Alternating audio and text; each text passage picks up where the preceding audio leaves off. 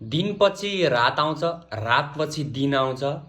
धेरै घमण्ड गरे नि लङ्कामा आगो लाग्छ भने चाहिँ अहिले अस्ट्रेलियाको हालत पनि त्यस्तै भएको छ। लगातार गेम हारेको छ।